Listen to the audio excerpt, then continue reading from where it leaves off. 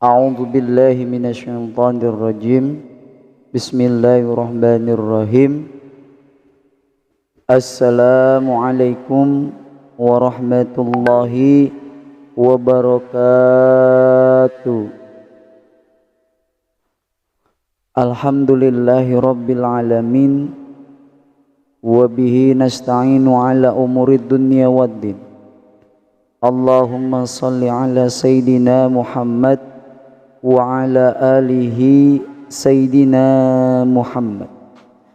Allahumma lakal hamdu wa ilaikal mustaka wa antal musta'an, la halla wa la quwwata illa billahil aliyyil azim. Subhanallahi wa bihamdihi adada khalqi wa ridha nafsi wa jinatal arsi wa midada kalimatihi. Rabbi israh li sadri wa yassir li amri wa hlul 'uqdatam min lisani yafqahu qawli. Amma ba'du. Pertama dan yang paling utama adalah kita memanjatkan puji serta rasa syukur kita kepada Allah Subhanahu wa taala yang alhamdulillah pada pagi hari ini, pada subuh Rabu ini, kita masih diberikan begitu banyak nikmat. Nikmat sehat, nikmat iman, nikmat panjang umur. Bagaimana kita mensyukuri nikmat yang Allah berikan pada pagi hari ini? Dengan rasa syukur yang sesungguhnya, meyakini bahwa semua nikmat yang diberikan Allah itu adalah bentuk kenikmatan yang luar biasa untuk kita. Sepatutnya lah kita bersyukur dengan bersungguh-sungguh. Nikmat iman, alhamdulillah kita bisa hadir, kita bisa mendengarkan, kita bisa mengecas iman melalui rumah kajian ini. Yang semua orang tidak semua bisa masuk, tidak bisa mendengarkan secara tepat waktu. Karena apa? Karena masih ada yang terlelap oleh dekapannya. Malah masih ada yang terlelap karena kelelahan dalam bekerja sehingga dia telat untuk bangun sholat subuh. Iman itu harus kita cas. Salah satunya adalah di sini. Kalau ada yang hadir dan sudah mendengarkan kajian ini, berarti iman dan kedekatannya oleh Allah sudah mempunyai frekuensi. Kalau menganggapnya adalah sebagai hal yang biasa, kalau menganggapnya adalah sebagai hal yang tidak bisa didengarkan, berarti kita harus lebih bisa menata hati lagi. Nikmat panjang umur, alhamdulillah kita masih diberikan panjang umur. Masih bisa melakukan ibadah, masih bisa istiqomah, masih bisa untuk memperbaiki diri dari dosa-dosa, atau masih ada perisai yang ada di dalam hati kita. Jangan sampai Allah yang memanggil kita begitu tidak mudahnya, ketika Allah memanggil kita di dalam masjid, tahu-tahu udah johor, tahu-tahu udah asar, tahu-tahu udah maghrib. Itu panggilan Allah. Tapi jangan sampai Allah yang lebih memanggil kita dengan apa? Dengan berita duka cita. Masya Allah, astagfirullahaladzim, ya Allah, ampuni kami ya Allah. Jika bekal perjalanan hidup kami ini masih jauh dari apa yang kami lakukan. Selawat serta salam marilah kita curahkan kepada junjungan kita baginda Nabi Muhammad sallallahu alaihi wasallam. Semoga kita bisa berkumpul bersama beliau. Semoga kita bisa dipertemukan oleh beliau, dan semoga kita bisa dikumpulkan dengan para saudara, sahabat, dan kita diberikan syafaat oleh beliau, baik syafaat di dunia maupun syafaat di akhirat. Amin amin ya rabbal alamin. Sahabat surgaku yang dimuliakan Allah Subhanahu wa taala, alhamdulillah pada pagi hari ini sudah ada yang bangun, sudah ada yang melaksanakan sholat subuh, bahkan sudah ada yang sholat tahajud. Alhamdulillah. Terus lakukan hal itu secara istiqomah. Terus melangitkan doa-doa kita agar Allah menjizabah dan agar Allah mengkabulkan apa yang menjadi hajat dan niat kita. Saya doakan yang sudah bergabung, yang sudah berkumpul, yang sedang mendengarkan kajian ini, apa yang menjadi hajat dan cita-cita yang kita hajatkan, semoga Allah mengkabulkan pada pagi hari ini. Al-Fatihah. A'udzubillahi minasyaitonirrajim. Bismillahirrahmanirrahim. Alhamdulillahirabbil alamin arrahmanirrahim maliki yaumiddin. Iyyaka na'budu wa iyyaka nasta'in. Ihdinas siratal mustaqim. Siratal ladzina an'amta 'alaihim ghairil maghdubi 'alaihim waladdallin.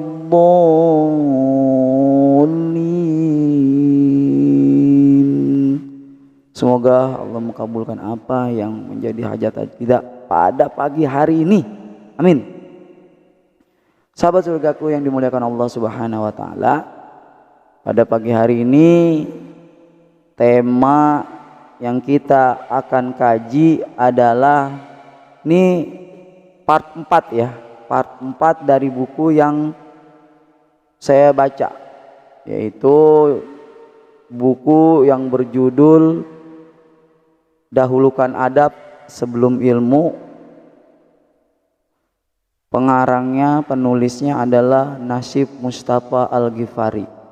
Kita doakan kepada beliau agar Allah selalu memberikannya keberkahan dalam kehidupan dan karya-karya yang luar biasa yang beliau buat bisa menjadi inspirasi semua orang, khususnya adalah buat kita. Amin amin ya rabbal alamin.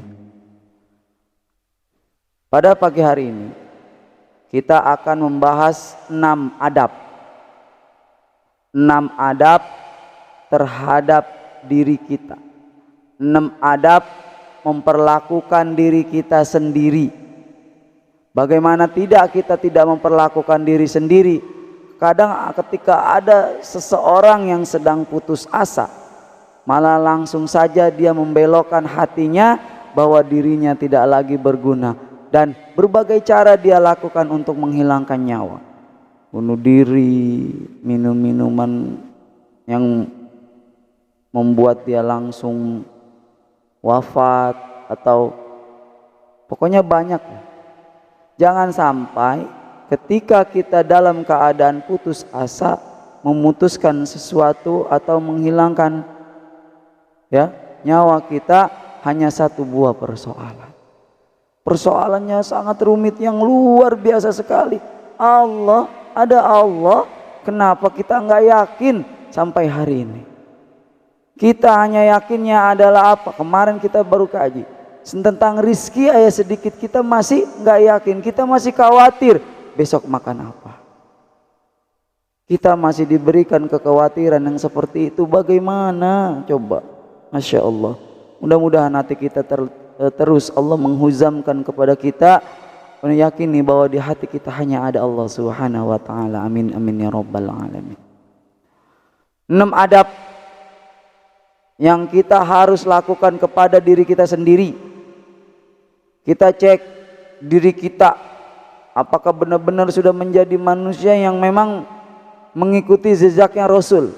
Bagaimana cara Rasul makan, bagaimana cara Rasul tidur, bagaimana cara Rasul memelihara akal pikiran dan yang lainnya. Sebenarnya ini ada di dalam kitab Syamil Muhammadiyah. Ini bagus kitab. Kalau kitab Syamil Muhammadiyah itu adalah buku atau kitab yang menceritakan tentang kepribadian sikap Rasulullah Shallallahu Alaihi Wasallam. Saya punya bukunya itu. Nah, saya sebelum membuat kajian ini saya ngambil referensi dari berbagai kitab dan buku-buku.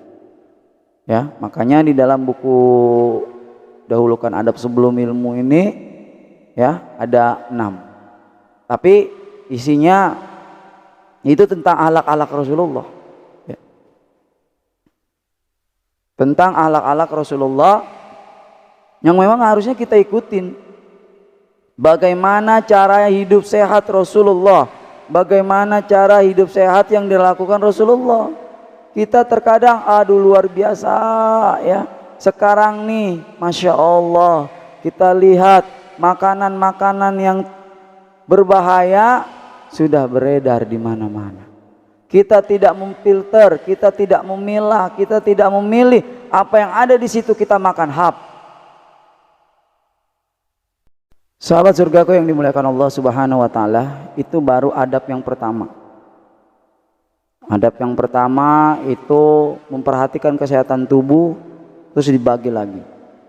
Yang pertama memperhatikan asupan makanan, memperhatikan minuman, memperhatikan cara tidur, dan membiasakan jalan kaki. Ini semua adalah anjuran yang diberikan oleh Rasulullah SAW untuk kita jalani. Ya, agar apa?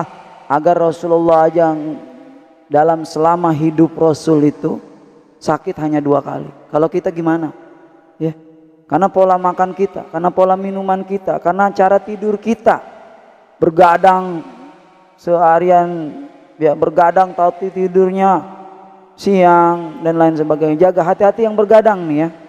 Yang bergadang itu nggak baik buat kesehatan tubuh kita, khususnya hati, ya, hati khususnya, dan akan merusak organ-organ dalam tubuh kita. Makanya saya itu nggak kuat kalau begadang itu, ya.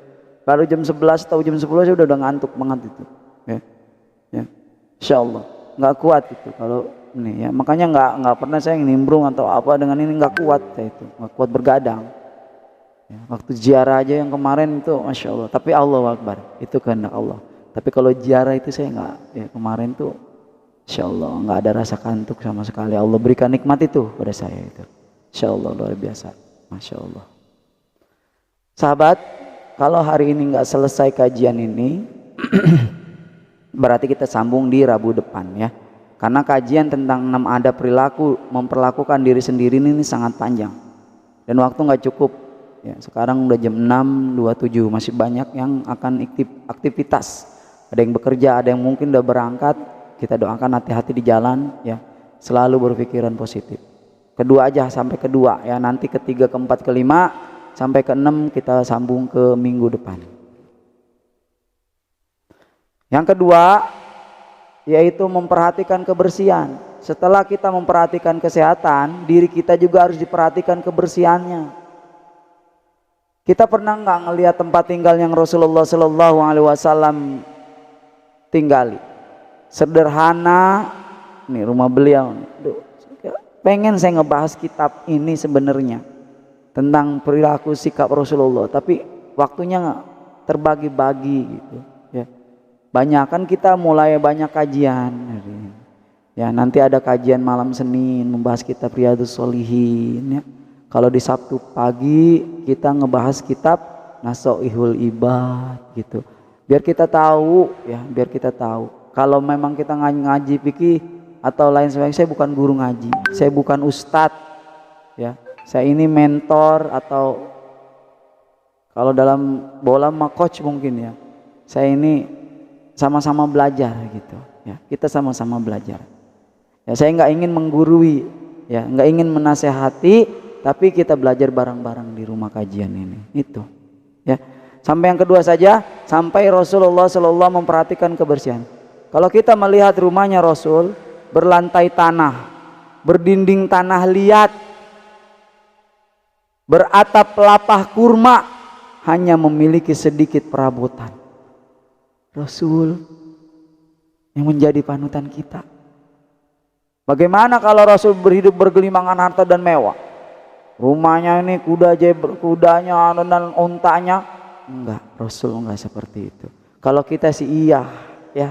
Kalau Rasul mah hatinya udah dibelek, udah dibersihin daripada sifat-sifat ujub dengki dan lain sebagainya. Kalau kita ngelihat tetangga beli motor, mau si ono udah kebeli motor PCX lagi aja.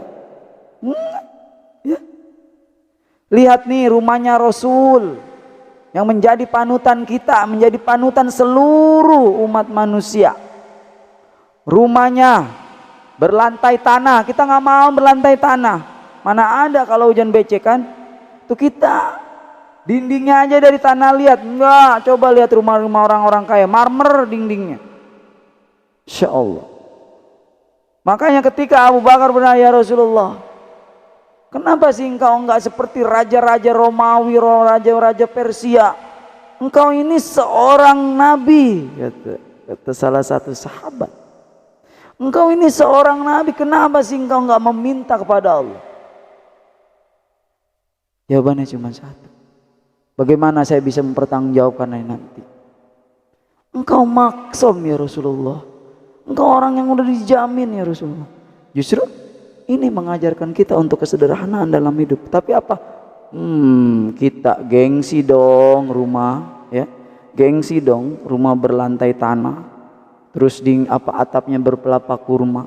Hujan bocor begitu. Tapi Rasulullah Shallallahu Alaihi Wasallam tidak. Bersyukur kalau kita masih diberikan rumah yang mewah, bersyukur. Tapi kita harus melihat rumah orang yang atapnya kebocoran. Jangan didiemin aja. Kalau kita tidur itu Masya Allah di tempat kasur yang empuk. Bahkan kalau orang kaya itu tidur di kasur yang harganya jutaan. Tapi lihat di mana Rasulullah Shallallahu Alaihi Wasallam tidur. Di mana? Rasul itu tidur di atas tikar dari pelapa kurma dengan bantal dari serbuk ijuk. Insya Allah, ini panutan kita memberikan contoh yang sangat luar biasa. Insya Allah, kita nggak mau tidur ya di pelapa kurma. Makanya ketika ya Abu Bakar bertanya, ya Rasul, tanganmu betapak, kata kita mah. Kalau kita tidur di tikar kan tuh suka betapak ya, betapak tikar. Begitu juga Rasul, tangannya sering betapak pelapa kurma. Insya Allah. Bisa nggak kita nyontok kayak gitu? Dihina di masyarakat, hidup dari dulu susah ayah, gitu kan? Ya ikuti. Rasul memberikan contoh, Masya Allah.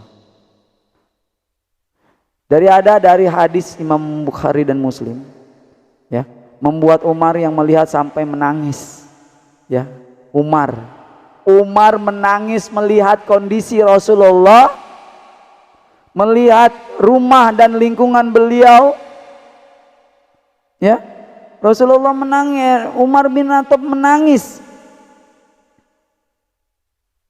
dengan kondisi seperti itu, Masya Allah. Namun apa yang terjadi? Namun apa yang dilihat dari posisi itu, meskipun dalam keadaan demikian, rumah dan lingkungan beliau bersih dan indah, Masya Allah. Nggak ada sampah berserakan, nggak ada, meskipun berlantaikan tanah nggak ada yang kotor. Beda dengan ketika Rasul main ke rumah sahabat, ya. Ketika Rasul main, kalau kita main bahasanya maaf ya, Rasul main ke rumah sahabat, banyak yang dia menemukan kotor dan tidak rapi. Maka Rasulullah Shallallahu bersabda di dalam hadis Tirmidzi, sesungguhnya Allah Subhanahu wa Ta'ala itu maha suci, yang menyukai hal-hal suci. Dia bersih dan menyukai kebersihan. Dia memuliakan yang menyukai kemuliaan, dan dia maha indah yang menyukai keindahan. Karena itu kebersihan tempatmu, bersihkanlah tempat-tempatmu. Kita bersihin, ya. Masya Allah. Sampai segitu dulu sahabat surgaku, waktu sudah melebihi batas. Besok Rabu depan kita sambung kembali di part 2, mudah-mudahan ya. Ini kalau masih dilanjutkan sampai jam 8. Kalau kita lagi berbicara, lagi mengkaji tentang kehidupan Rasulullah, Insya Allah, ada yang membuat kita menangis, ada yang membuat kita oh iya gitu. Inilah demen kalau kita memang sedang mengkaji tentang hidup Rasulullah, Insya Allah. Cukup sampai di sini sahabat surgaku. Mungkin besok Rabu depan kita sambung kembali di bagian part 2. Apabila ada kata kalimat yang membuat hati tidak menyenangkan, tolong dimaafkan secara lahir batin. Apabila saya menyampaikan materi ini ada membuat yang tidak senang atau dan lain sebagainya, tolong dimaafkan secara lahir dan batin. Dan apabila ada yang benar, itu adalah dari Allah Subhanahu wa Ta'ala dan diterima, dipraktekkan, Mendengarkan kajian ini bukan hanya kita ngedengerin oh iya ya, oh iya ya, oh iya ya. Tapi apa? Dipraktekkan cara tadi. Udah kita belajar bagaimana makan Rasul. Bagaimana cara minum duduk dulu minum ya. Terus bagaimana cara tidur Rasul menghadap ke kanan ya. Dan bagaimana kita harus diperintahkan oleh beliau untuk berjalan kaki agar sehat ya. Yang kedua, Rasul menjaga kebersihan rumahnya meskipun sederhana. Kita rumah mewah gedong, masya Allah, di pojok-pojok banyak kali kotoran. Ya, saya tutup. Wassalamualaikum warahmatullahi wabarakatuh.